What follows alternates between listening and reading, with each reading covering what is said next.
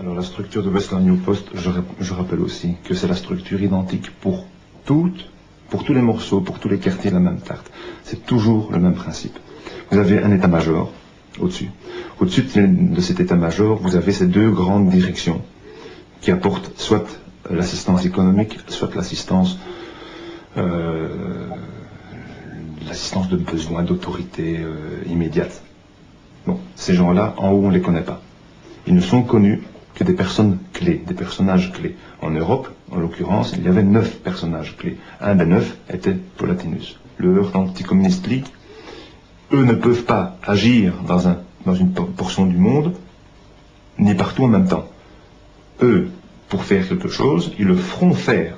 Par qui? Par des compagnies amies faisant partie du même système.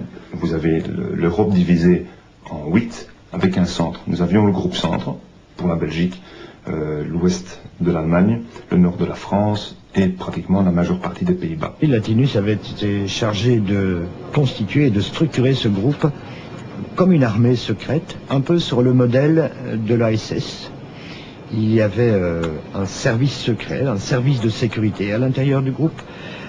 Chaque membre du groupe portait un double nom, un nom de code, généralement des noms allemands. Chaque membre ne connaissait pas l'autre et on recrutait dans ce groupe par parrainage. Et celui qui était recruté ne connaissait pas les autres membres de l'équipe. On peut créer une branche action avec ceux qui sont les plus physiques. On peut créer une branche, je veux dire intellectuelle. Ce sont ceux qui vont gérer le renseignement. Donc de l'information, de l'action et de l'université.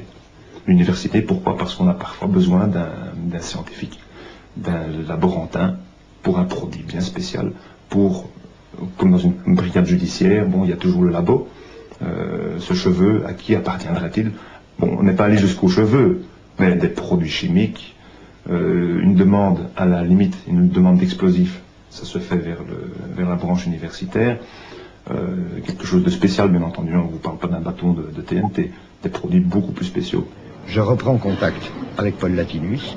Il me donne rendez-vous dans un restaurant de province et nous nous voyons pendant toute une nuit, au cours de laquelle il me raconte qu'il a été chargé par des autorités, il ne me dit pas lesquelles au début, de constituer depuis plusieurs années en Belgique un groupe secret de résistance pour lutter contre une certaine pénétration soviétique et contre la collaboration de certaines autorités belges avec les soviétiques. Des opérations commanditées, des opérations commandées. Paul Latinus, les recevant, doit, pour nous les faire, doit être certain d'une aide en cas de problème. Bon, on ne peut pas envoyer des jeunes, des moins jeunes, sur le terrain, en disant que peut-être tantôt, dans 2 heures, dans 3 heures, ils se retrouvent avec une balle entre les 2 yeux.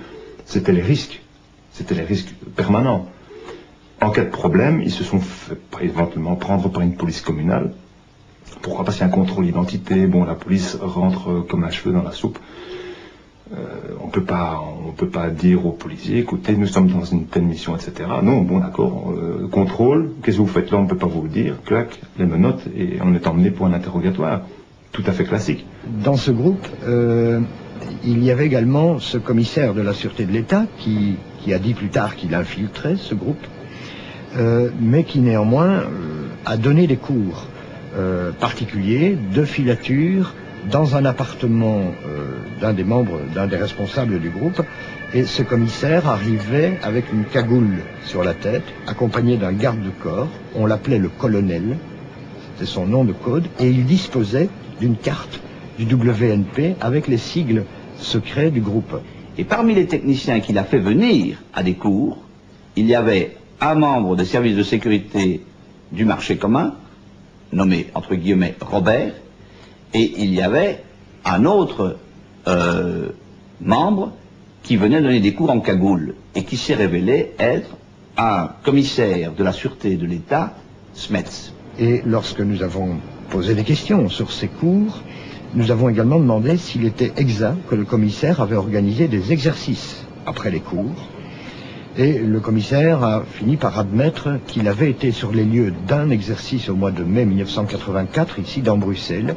On avait dit aux jeunes qu'une jeune femme qui habitait Bruxelles était la maîtresse du terroriste Carlos, et on leur avait demandé de surveiller cette femme jour et nuit. Ces personnes ont donné des cours d'encadrement, de filature, d'armement. Robert a donné des cours de placement d'explosifs dans les cages d'escalier, a donné des cours de démontage et remontage d'armement et de tir, et également de tuer sans laisser de traces. Lorsque je le rencontrerai quelques jours plus tard et dans les semaines qui suivent, et que je lui demanderai mais qui t'a chargé de constituer ce groupe, il va d'abord parler de la sûreté de l'État, et là nous avons pu vérifier, il travaillait pour la sûreté de l'État, il était payé pour la sûreté de l'État, et puis il parlera également d'autorités militaires étrangères, et lorsqu'on insiste, il finira par dire les services secrets militaires américains. Je confirme, il a rencontré des gens d'ambassade, mais j'ai jamais pu les rencontrer comme je vous rencontre aujourd'hui, à 2 mètres de distance. C'était pas le cas. Pourquoi? Parce que c'était pas mon domaine d'activité. Lui, c'était, si on veut dire, la diplomatie, c'est-à-dire les rapports avec les autorités étrangères. Nous, c'était le rapport tout à fait actif. On est sur le terrain, on sait qu'on est protégé, on sait que l'on a du secours de toutes les autorités possibles par le type de mission qui est engagé. Si on me demande est-ce qu'il était à la solde des Américains, je ne peux pas vous dire qu'il en était à la solde, mais en relation suivie, ça oui, de toute façon. Nous avons appris qu'il y avait eu un autre exercice au mois de janvier jusqu'en février 1984. On avait dit à ces jeunes qu'il y avait un couple, ici également à Bruxelles, qui était probablement lié au KGB, qui étaient des agents du KGB et il fallait le surveiller. Et lorsque nous avons appris que ces exercices avaient eu lieu, nous nous sommes évidemment souvenus qu'en février 1982, on avait retrouvé ce couple égorgé et abattu de balles dans la tête. On reçoit des plans. Bon, par exemple, on va reprendre, supposons qu'on est en 82, de 82 à 85, il y a des projets. Vous en tant que monsieur Libert, vous ne connaissez rien du pourquoi. Vous ne connaissez rien du comment. Tout ce qu'on vous demande de faire, c'est avec vos effectifs, avec une couverture par la gendarmerie, une couverture par la sûreté ou quelque autre autorité. Vous avez un boulot déterminé à remplir. Question, reprenons les grands magasins. Question de savoir où se trouve-t-il, quels sont les types de fermeture, quel est le style d'inspection sur place qui va, oui ou non, pouvoir interférer dans les opérations. Donc s'il y a un inspecteur du magasin même présent pour fermer les portes, si c'est une compagnie extérieure comme un Securitas ou un Intergarde, on a reçu des ordres, on a exécuté, on a rentré nos avis, les heures d'ouverture, les heures de fermeture, tout ce que vous pouvez connaître sur un grand magasin, comment sont installés les rayons, etc. Savoir pourquoi et à quoi ça devait servir. C'est une parmi des centaines de missions qu'on vous demande, c'est une des choses que vous rentrez. Maintenant, l'usage qui en fera. Ce que l'on en fera plus tard, ça c'est le grand point d'interrogation.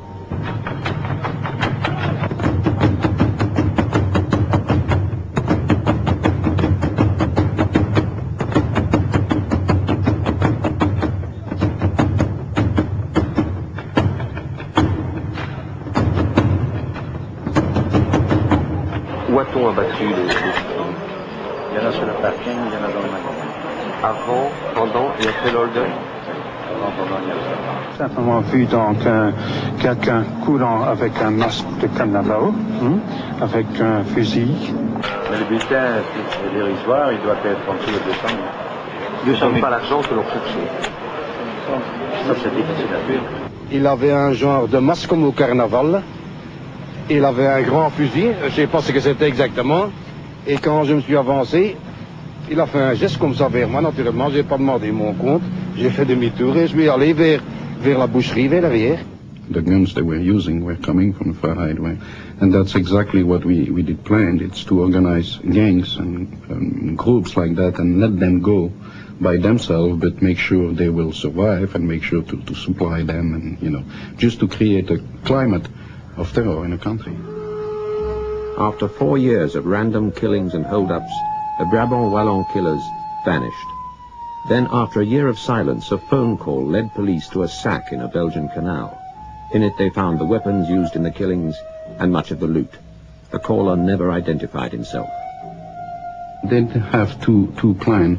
Once, the first one was to organize gangs to do hold-up, hostage, killing.